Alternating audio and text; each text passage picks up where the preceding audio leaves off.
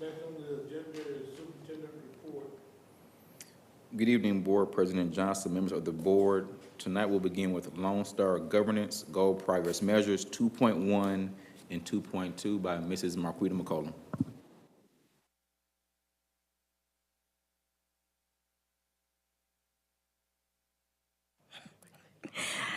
Good evening, Board President Johnson, Superintendent Henson, fellow board members.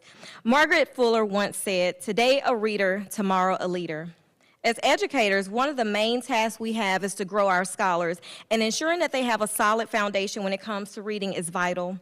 Reading will allow them to travel wherever, learn an abundance of knowledge, and prepare to lead our future.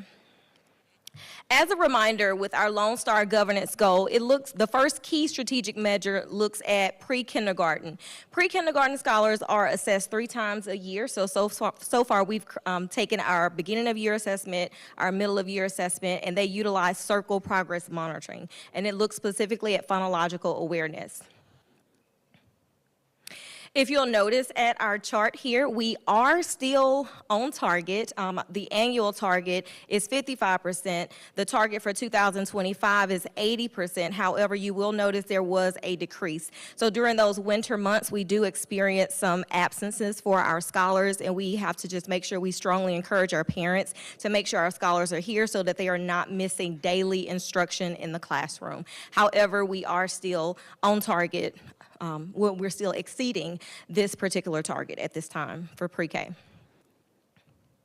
For our pre-K teachers, we want to just make sure they continue the explicit phonics instruction that's built into the schedule. We'll continue at the campus level to make sure those walkthroughs are taking place with specific feedback and follow-up for teachers so that they can grow accordingly. And we now have focused action plans that look specifically at that particular class, opposed to just the grade level. Key strategic measure 2.2 looks at first grade. First graders are assessed using M-class early reading assessment. And again, this is 3 times a year, so we have taken beginning of the year, middle of the year, and at the end of the year, we'll take our end of the year assessment. Now, if you notice our first grade data, we are off track, and we have some specific measures in place to make sure we are increasing this so that we can at minimum meet our annual target, but we definitely want to exceed it. So if you'll notice, at the beginning of the year, we were at 28%, and we remained at 28%, so there was not a decrease. However, there was not significant growth like we expected. So looking at our needs, of course, with our explicit phonics instruction, making sure that that's happening consistently in the classroom. Again, with the walkthroughs that are occurring for our teachers, that the feedback is specific to that teacher so that he or she knows how to improve and target specific scholars based on the skills that they need. And of course, again, with those focused action plans that they create, so they have an analysis of their specific data that they're going through. So I'm not looking at first grade as a whole. As a teacher, I'm looking at my class, at their deficits, and I'm being specific about the steps that I'm going to take moving forth.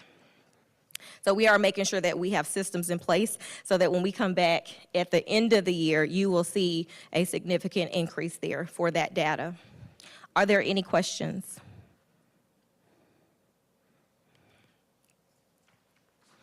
If you are planning for a year, sow rice. If you are planning for a decade, plant trees. If you are planning for a lifetime, educate people. That's a Chinese proverb. So we want to make sure that we're not only growing our scholars here in Marlin, but we have to consistently grow our teachers as well. When we look at this specific key strategic measure, it's focused on the teacher, growing that instructional figure in the classroom. And again, we're still looking at our phonics instruction. This is based on walkthrough data. So you'll notice when we look at our walkthrough data, there are different components that are factored in. Are they on pace? And for the most part, when we go in, that's one of the key things. Teachers are on pace.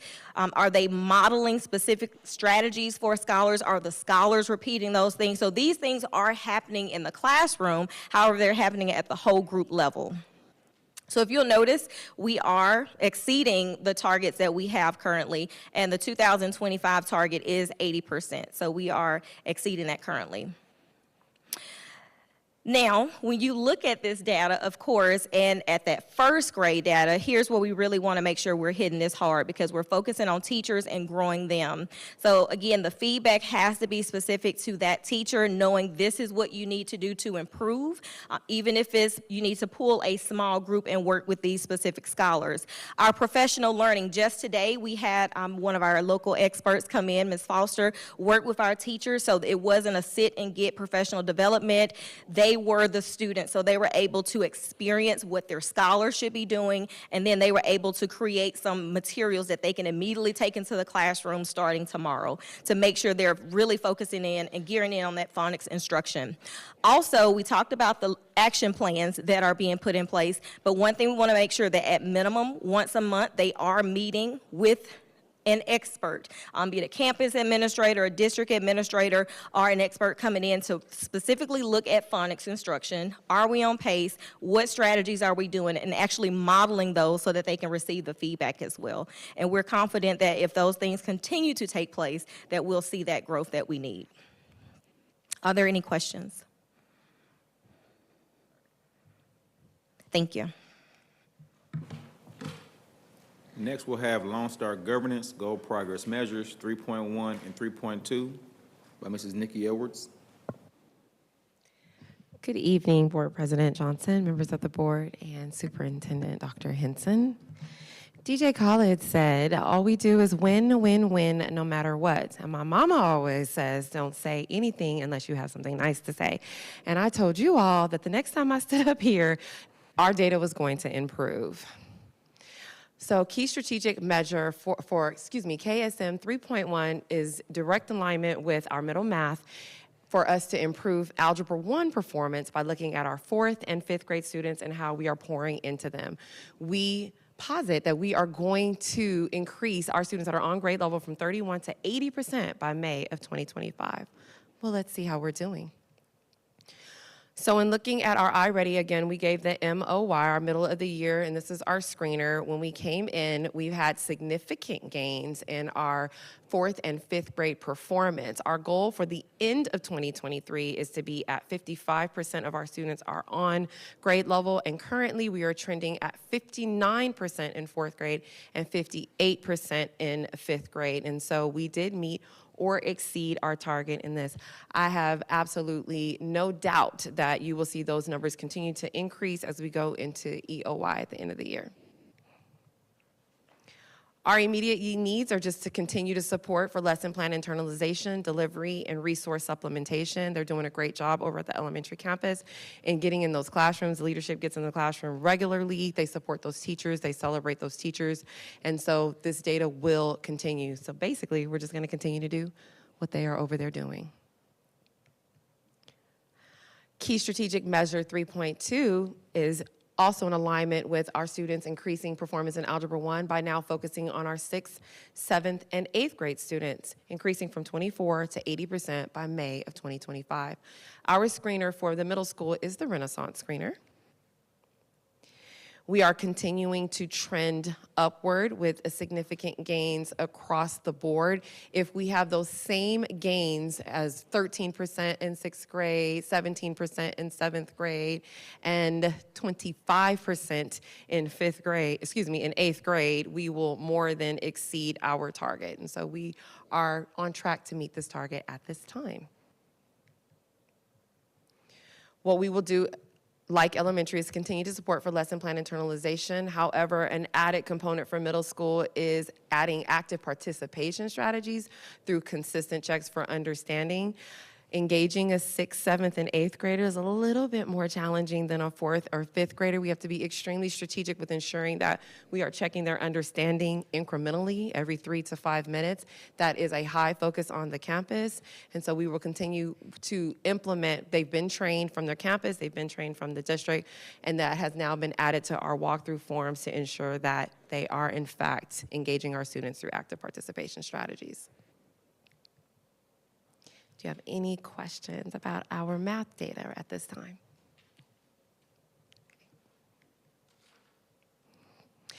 And so with any blueprint, Floyd Mayweather said there's no blueprint to beating him. However, There are blueprints to beating the STAR and to beating this game of student achievement. And part of that blueprint is ensuring that our lesson plans are on point, that they are aligned with the state standard, and that teachers are delivering in accordance with the lesson plans that have been approved. So our key strategic measure focuses 100% on our alignment of our lesson plans for 4th through 9th grade mathematics. In auditing those lesson plans in the beginning of the year, we were at 82%. We consider alignment to be when we go into your classroom, you're within 3 days of your lesson plan. So whether that be you're 3 days behind, if you're adjusting for data that you're checking regularly, or if you are 3 days ahead. And we were at 82% at the beginning of the year when we did our walks, and our academic department walks monthly the campuses. We go in all classes. However, this data specifically focuses on our STAR tested areas, and specifically in mathematics. We were 100% in alignment, and that falls in alignment with the improved scores that you see in our MOI as well. And so we are exceeding this particular metric. We're going to continue to support for lesson plan internalization and delivery. We're going to continue to partner with Region 12. We will be completely finished with our instruction by the end of March in mathematics. And so right now we are really focusing on adjusting those lesson plans in alignment with data to ensure that not only do we keep that 86, but we improve in all areas. Are there any questions at this time? Thank you. Next, we will have BOM 2022 update from Mr. Jesse Bustamante. Good evening, Board President Johnson, members of the board, Dr. Henson. The district leadership team continues to have meaningful conversations with stakeholders and selected vendors. We're working on several items to ensure successful project delivery.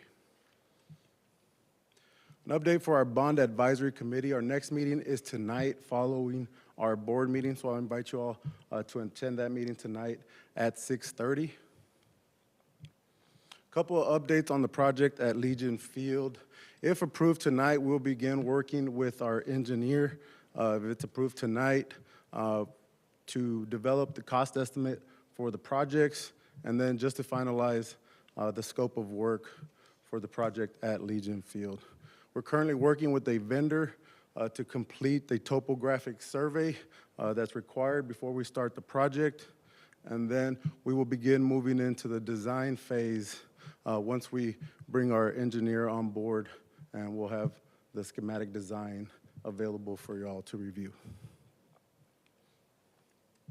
Excited to show this picture of what the project at Legion Field could possibly look like.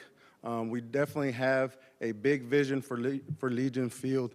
This is a draft, but on having more conversations with our committee, we can begin to finalize the scope of work. So a couple of questions will be, where do we want the entryway? What do we want to do with the two areas located, this area right here, and then this area down here? Do we want to cement both areas? It'll all come down to cost. So when we start working on that with the engineer, we'll be able to bring back cost and then decide on what we want to do at Legion Field to finalize that scope of work. But doesn't this excite you, this picture, on what it's going to look like? I was definitely excited when I showed Dr. Henson. He kind of screamed in my office, but definitely what we want going forward at Legion Field.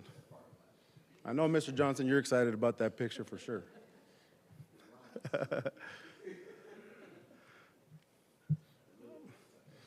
Are there any questions?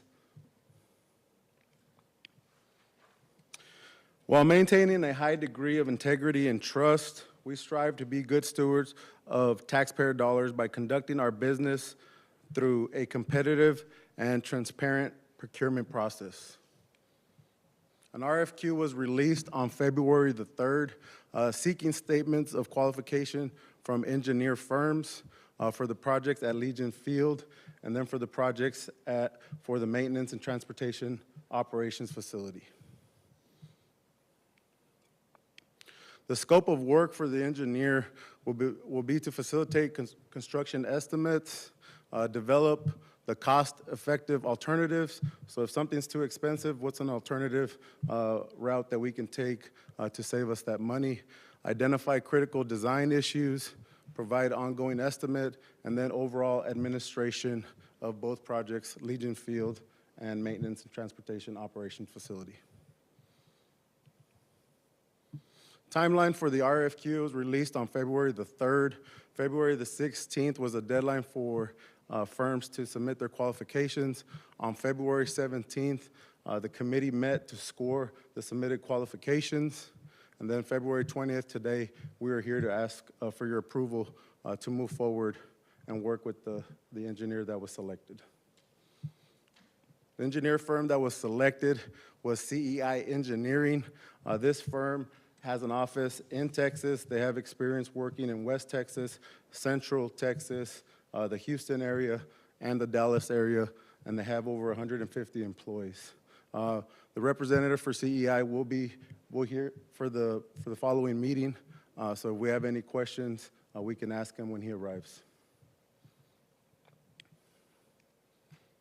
Are there any questions? Thank you. Next, we will have the financial report from Dr. Stacy Parker Knight. Good evening, Board President Johnson, members of the board, Dr. Henson. P.T. Barnum stated, "Money is a terrible master, but an excellent servant." Another wise woman said, "Make that money, don't let that money make you." This month's financial report for our general fund, I like to highlight, I did a 3-month look back for the month of January. We are closing the gap and the deficiencies of our net changes in our fund balance, but we're still slightly deficit as we have slightly more expenditures coming in than revenue. I want to highlight that is due to local revenue not being received timely. We still have only received a little over 31% of our local revenue as they continue to work out their payment system. We're still working with them so that we collect and continue to collect all that we owe. But so far, we have received 59% of our revenue. And again, as you highlight, we have our largest spending in the areas of instruction and, of course, in our facilities, maintenance, and operations. Do want to just call to, for the month of January, we did have one slight larger expense than normal in transportation when we acquired a purchase of a bus. President Johnson, members of the board. Dr. Parker, please go back one slide, sure. please. And just to the point that Dr. Parker was making, if you look at the very top line for revenue, that's local revenue through the Falls County Appraisal District. Our actual year-to-date on the far right, we've received from Falls CAD 1.2 million. We're supposed to receive 3.8 million. Yes. It's February. Yes. So 31%. Dr. Parker is working with the Falls County Appraisal District and tax collections to ensure that the remaining approximately $2.6 million does come to the district. If you notice, our state funding, we have received 75% of our state funding. So we've received 5.6. Supposed to have in 7.5, so they're on track with that as well. But I do want to thank Dr. Parker for working with Ms. Davis and just trying to get an understanding of where the money resides. And when they gonna come to us. For our food service budget, you notice we have received a little over 55% of our anticipated revenue in our total revenue, and we're actually to the good with our expenditures for the month of January with a net balance of $16,139.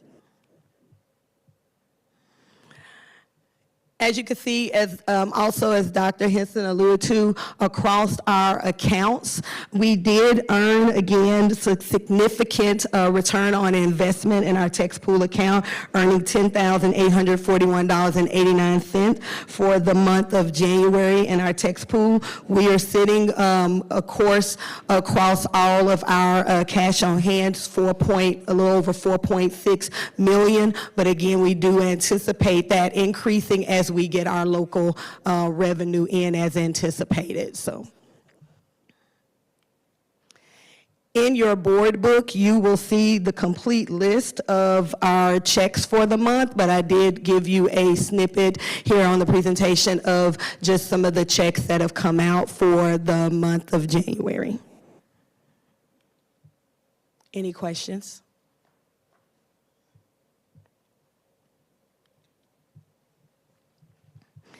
In speaking along lines of fiscal responsibility, by practicing fiscal responsibility, we can avoid financial crisis and maintain stable financial health. That is our goal. This is done not only through our budgeting and saving efforts, but also through investments as well. We want to definitely think about diversifying our investments and taking more of a long-term approach, which can potentially increase our returns and maintain or manage our risk. And so tonight, board, I'm seeking approval to open a Lone Star Investment Pool account. This account is going to be for specifically our BOM project and those funds to help generate additional revenue through those interest earnings. As you saw, the money generated with our general account in our text pool, they're yielding percentages now upward near 5% daily and paid monthly. So this is just going to, again,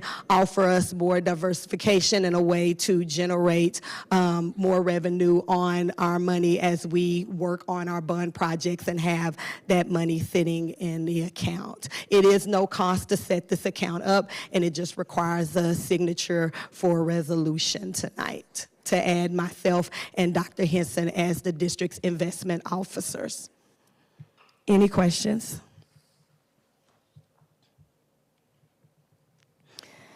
At-home instructional support is, of course, crucial for the academic success of our students. In creating a home environment that fosters learning, we can support our students in developing stronger study habits, increasing their motivation, and, of course, overall increasing academic performance. Tonight, I would like to ask consent of the board to the purchase of a program called PAPER.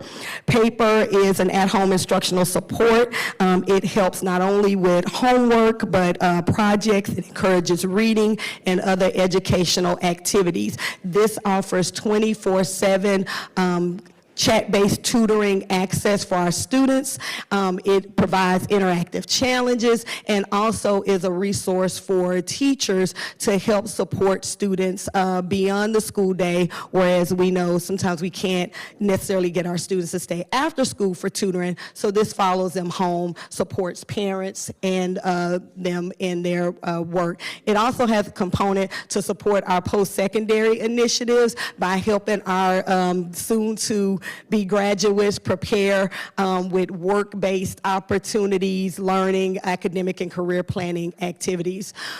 This purchase will be supported by grant funding, and so the purchase amount is $38,572.50. Any questions? Absolutely. I did a test drive with the company, and I actually took a 6th grade math lesson that myself and Dr. Henson is working on with our students, and was able to emulate a student, like I need help with integers, and they came right in and helped. So it basically helps the student with they take homework home, or if they just have general questions of understanding. Even if they're parents, how do I help my child with this homework? It supports that, so yes. Also, providing English learner support is essential for ensuring that students with limited English proficiency can succeed academically and socially. By offering targeted language instruction and academic support, we can help our English language learners develop the skills they need to fully participate in classroom activities and achieve academic success. Tonight, board, I present to you Elevation. Elevation is a program run by Curriculum Associates. If you all are familiar, we utilize utilize their iReady program and several of their programming that has been instrumental in supporting the academic growth.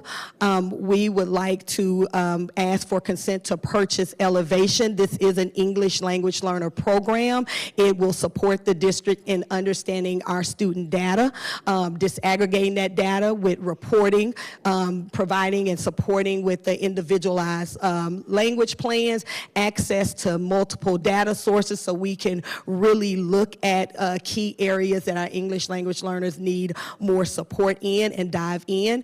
It supports instructional planning by looking and supporting with accommodations, program placement, and overall, most important piece also in progress monitoring as we implement with the support and the lead of Dr. Deloach, who manages our English language program, in looking at tracking the progress of some of the initiatives she has in place. We are asking to purchase this in the amount of $22,319.17. Although this falls slightly under our $25,000 threshold, we have spent a considerable amount with Curriculum Associates and need to gain that approval for the aggregate amount. Any questions?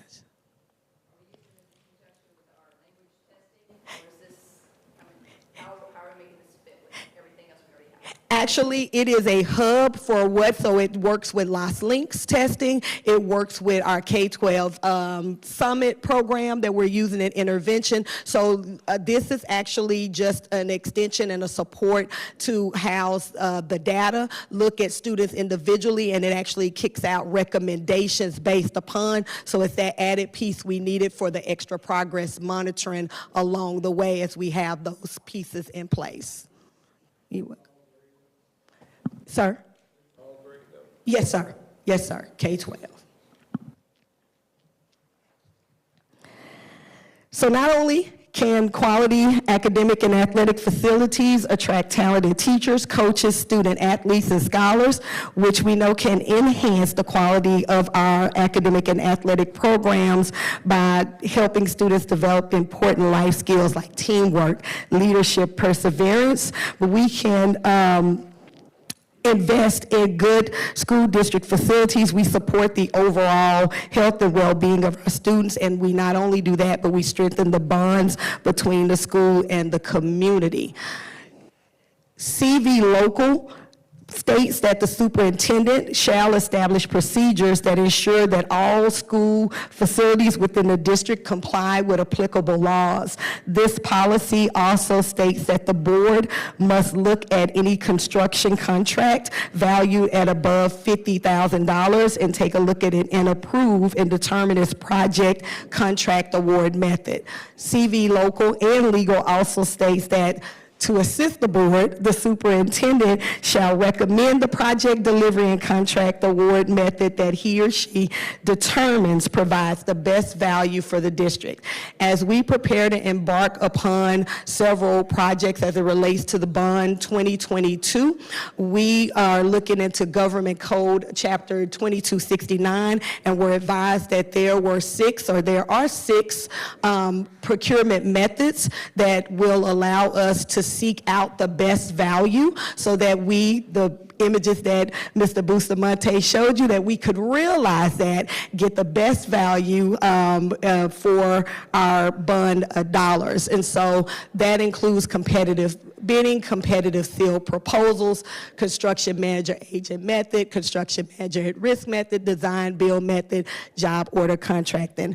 But you won't have to dive super deep. We're asking tonight for the board to approve the superintendent with the authority to determine that best method to determine the best value for the district, utilizing one, two, or any of the methods as listed in governance. Any question? Thank you. 2023-2024 salary schedules and stipends by Mr. J.C. Bustamante. Board President Johnson, members of the board, Dr. Henson. Marlin ISD offers competitive salaries, stipends, and benefits for our employees.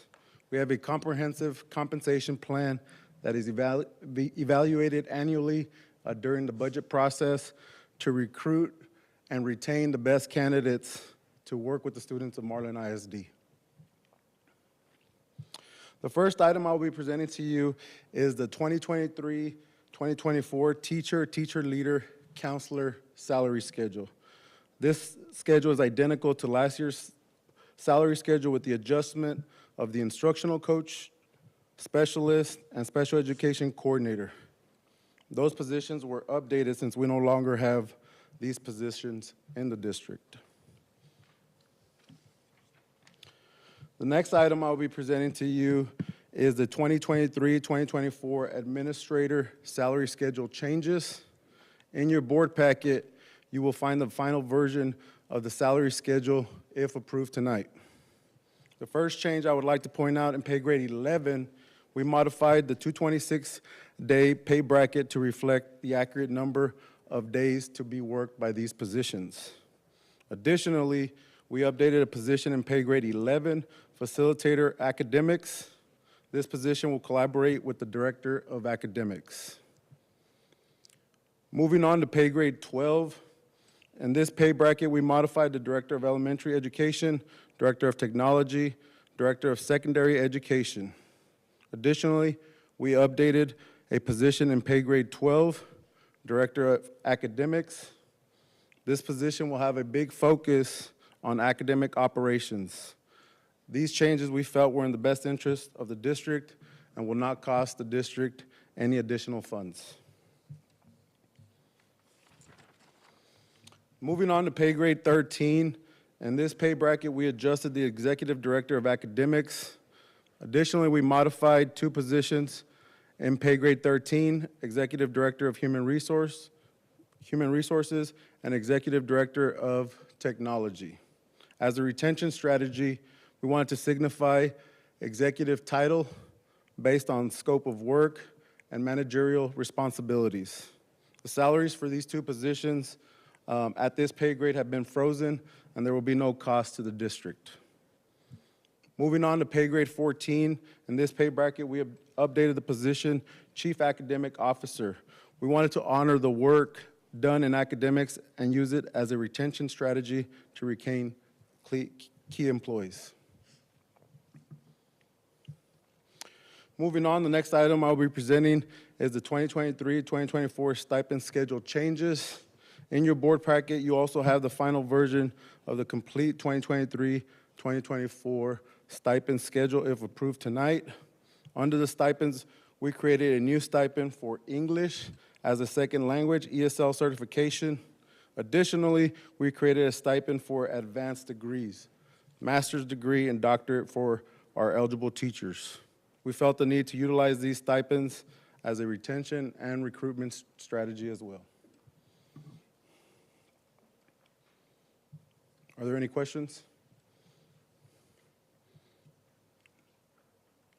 Thank you. Missed school days, minutes waiver for February 2nd and 3rd, Mrs. Nikki Edwards. Good evening again, Board President Johnson, members of the board, and Superintendent Dr. Hinson. We survived Snowmageddon 2021, and they tried to get us in 2022, and then they tried to get us again in 2023.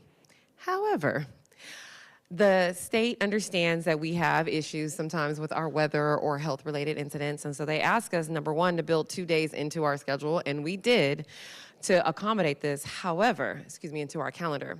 However, we did use those 2 days. The first day we used to deep clean.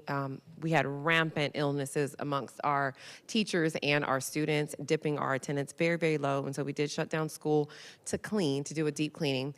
And then the second time we used that built-in day was the first day of the ice storm. Right now, if we did not apply for a waiver, we would be under 340 minutes of required instructional time at Marlin Elementary. And because of that, we need to apply for a waiver. This is just an example of a waiver that we applied for in the past. With your approval, it's required that board approves us applying for a waiver. And so we are applying for the waiver for February 2nd and February 3rd.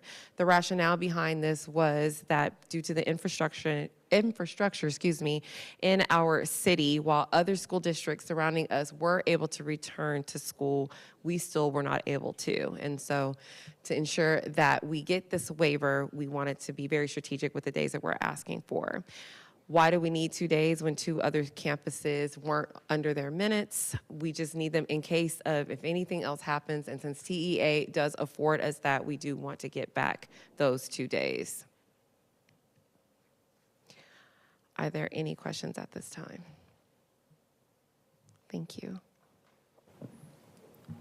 Multi-hazard emergency operations plan and national incident management system by Dr. Stacy Parker Knight. Good evening again, Board President Johnson, members of the board, Dr. Henson. Ultimately, investing in our school safety is an investment in the future for our students and communities. Ensuring school safety is essential, and Marlin ISD places its priority as such.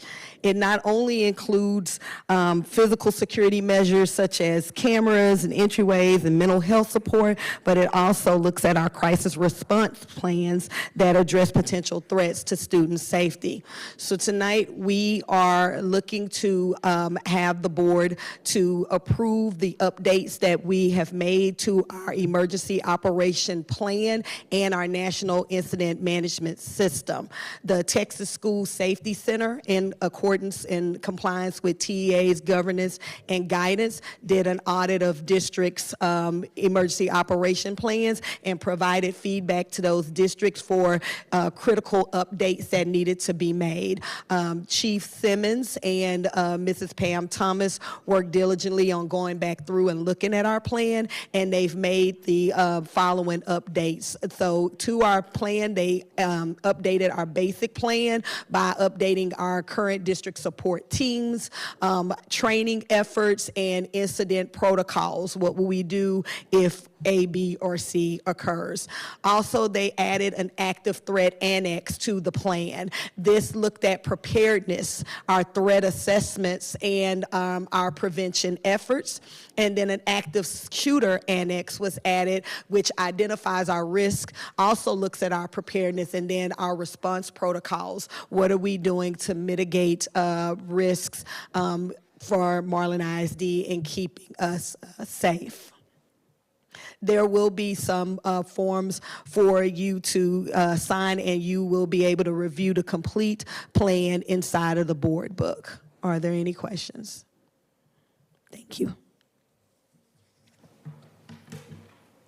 President Johnson, before I conclude my report, I'd like to mention to the community that Marlin plays Chilton at 5 p.m. tomorrow at Robinson High School.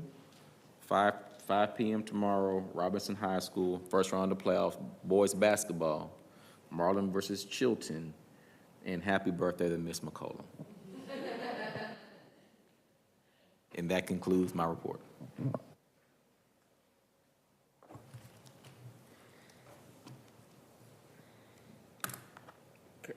At this time, do we have a motion for the consent agenda? I second it. It has been moved and second. Is there any other further discussion about it? If not, we're ready to vote. All in favor of the consent agenda, raise your hand. Motion passed 3-0.